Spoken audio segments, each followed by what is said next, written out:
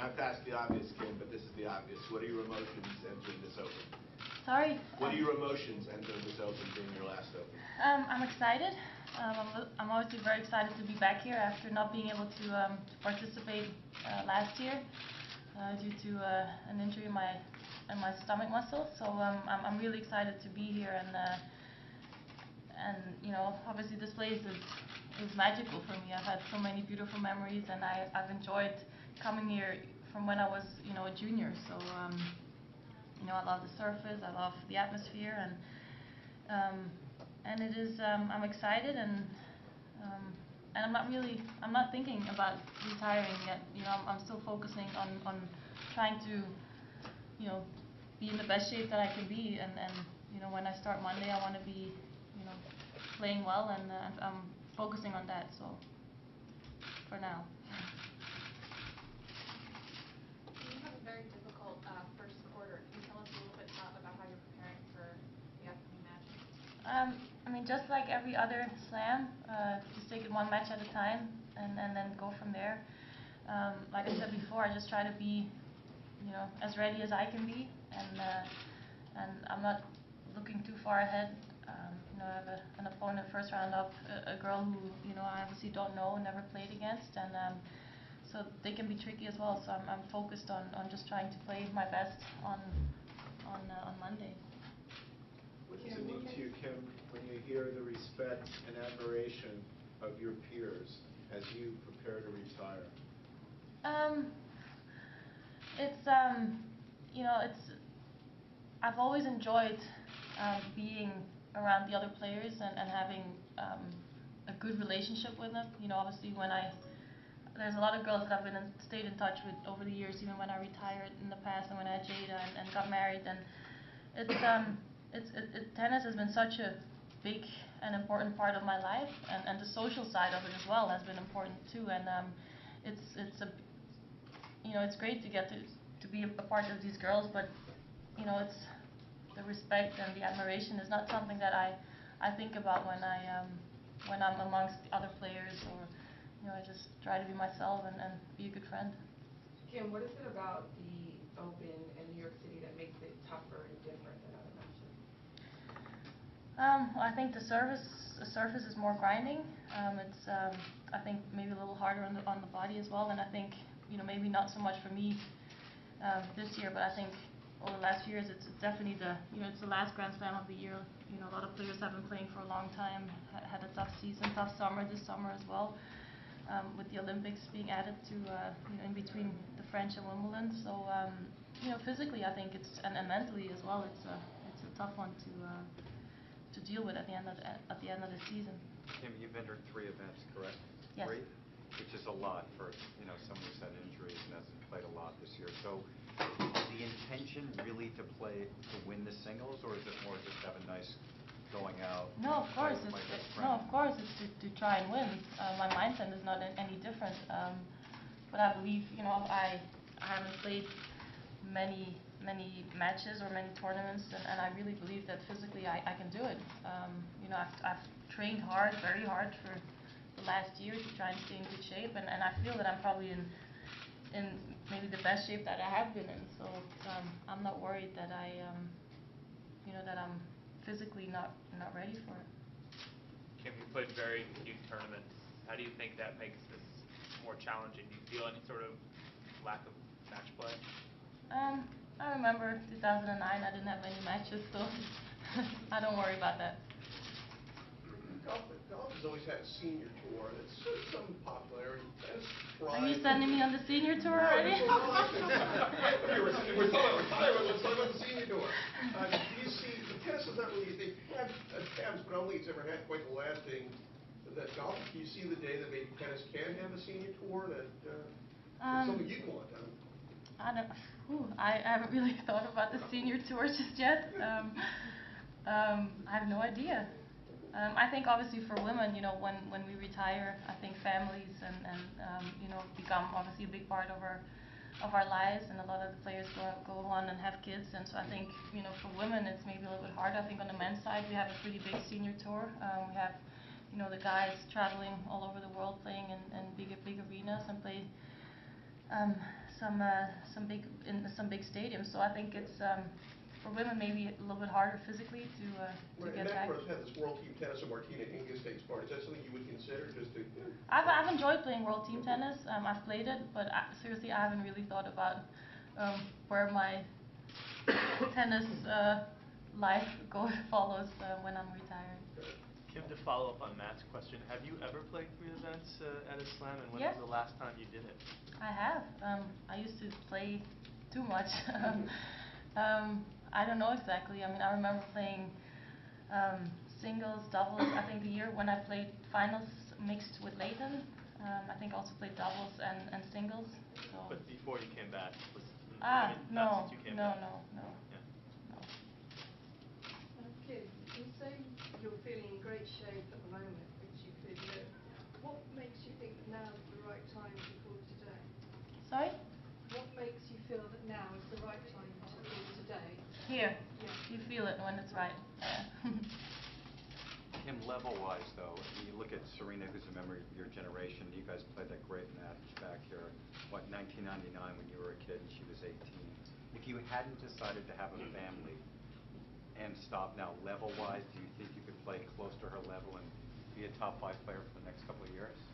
I mean, a lot of it depends also injury, physically-wise. You know, I don't think if I didn't have that break, I don't know how physically and what kind of shape I would have been in, and especially mentally as well. It was very tough mentally, I think, to stay on top of the game for so long for me. So for me, it was good to be away and to come back fresh and just kind of refreshed. It's hard to compare or to think what if I didn't retire, or Serena's playing incredibly well. She's again has switched something on. It's great to see that she's doing so well. That physically, after all the problems that she's had, that she's fitter probably than ever, and that's great to see that somebody who's had so many great victories and has gone through so much is still so focused on trying to win and winning. Kim, can you assess the state of the women's game now relative to when you entered the women's game? I mean, it's hard to explain because when I came on tour when I was 15 or 16, to me it was like I saw Steffi, Monica, I was in full admiration of all those big names, and I think now it's a different story. I do my thing, and I'm here to play tennis, and that's it. And then I go home to the hotel, and whereas when I was younger, you like to see what it's like to be in the same locker room as those big names, and so I think when I started on tour, you have to first soak it all in, and before you kind of feel comfortable or easy at the position that you're in. So as I got older, you learn more about yourself, and then you learn more also about other players. And I think I've gone through a few different generations, and I feel very lucky that I've been able to be a part of a big generation where Venus and Serena kind of raised women's tennis to a completely different level. So it's been an absolute honor to be a part of that. You mentioned Serena and then some of the other greats who were around when you started your career. Where do you rate Serena in terms of her talent and her accomplishments? I mean, to me, Serena is the best ever, just because I think physically she just stands out. When she's in good shape, I think she just stands out tremendously. She has, she's fast, she's strong, she has a very good eye as well. So I think the combination of that is what we've seen over the last few months. Is the best player ever. What has she shown you by her ability to come back from life-threatening illness to where she is today?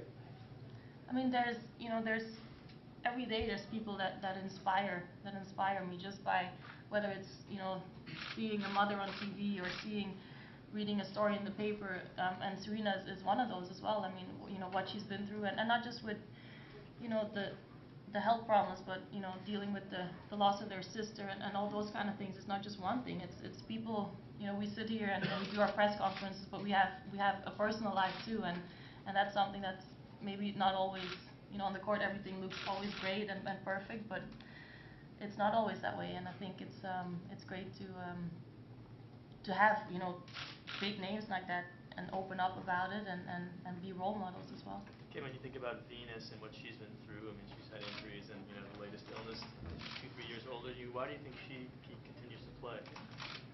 I don't know. I mean, it's like I said, tennis is, you know, has been for so long the only part of our lives almost. And you know, okay, we traveled with our family, and so did they. And you know, we've been playing tennis since we're 4 or 5 years old, and in a way, we almost don't know any differently. You know, I think in my case, it's easy. You know, when I retire, I go home and you know, I have my family, so. But you know, that's something that's probably ahead for all the girls that you know that are going to retire at some point in their career. So it's a feeling that you need to have on the inside if you still want to keep going and you want to feel, you know, have more of those adrenaline rushes, and it's everybody is individual, and you know, I just know for me the time is right. Can you talk about just how you mentioned about Serena and how Serena lies amongst the greats, but what is your opinion on some of the off-the-court things that come along with her career? You know, stuff happening in the media, you know, the crib walk, some of her comments sometimes in press conferences. Do you think it taints the career, or? I really don't think that's up to me to comment about it. Actually, you know, it's what happened in the past is in the past, and there is absolutely no. I don't really feel like I have to comment on that. Kim, the way you've gone about your retirement is a little different than a lot of players. I mean, you let it be known this is some of your last tournament for a while out now, whereas some players like Dementieva had a surprise on-court ceremony right after our last match. What have been the advantages and disadvantages for you about being so open about this timetable? Well, it's me. I mean, I can't, you know, sit here knowing that, you know, or for the last year sitting in the press conference and you guys asking me questions about, you know, when do you want to have a second kid and when do you want to retire, and like lying or trying to find a way around not telling you guys. So it's just the easiest way for me to just say it and yeah, let it be that way. I mean, that was for me the easiest way. Kim, what was the most enjoyable stretch time period of your career when you were younger and pretty much playing every day and winning, or a comeback later, sometimes in the middle of it? Every stage has a different meaning because there's a personal side to it attached as well. So, I mean, the first few years when you came on tour, it's like, you know, everything is like amazing. It's like going to Disneyland as a 5-year-old. You're like, wow, you know, and you see, you know, like I said, Steffi Graf, Monica Seles, I got to play Steffi. So you have more of those wow moments, I think, when you're younger. But then it actually, when you start to get to know yourself better and your game and other players and the life that you live on the road, when that all becomes easier, that is also a very comforting feeling to have, and it gives you, yeah, it gives you a lot of like satisfaction, I guess, more than when you're younger. It's kind of all in your head. There's so many things going on, and you're kind of all over the place a little bit in the beginning. Like I said before, you know, you have to first soak that all in and then give everything kind of a spot, and in that lifestyle try to find what suits you, right? Kim, if you become the U.S. Open champion, could it maybe change your mind about retiring and coming back next year and defending? No. No. You are, I believe, the only woman on tour with children. And there are a few fathers on tour. I could be wrong about that. Can you, with the child, can you tell me a little bit about balancing it all, being a mom and the rigorous schedule that? I was in the locker room with the physio the other day, and there was 2 other moms laying on the on the massage chairs. So we were laughing because we were saying like how we need it the most. There's girls of 16 walking in there. We're like, no, get away, we need this, you know. So no, but I mean balancing. I mean it's a balance for everybody. You know, there's obviously a detail for us. I think for me, especially in my mind, figuring out the right balance between, you know, especially when I'm on the road, is spending time, you know, with Jada and with, you know, with my family. And I think that's something that has been especially in the beginning, it was hard trying to find, you know, enough time to be satisfied with the time that I'm putting into my career as a tennis player, but then also putting in the time to be satisfied as a mother and as a wife, and its communication has been, you know, obviously very important with my husband and with our nanny as well. I think, you know, without them, I mean, I wouldn't have been able to do all this. So communication has been very important. One last question. Yes, Kim, are you in communication with Justin Enid?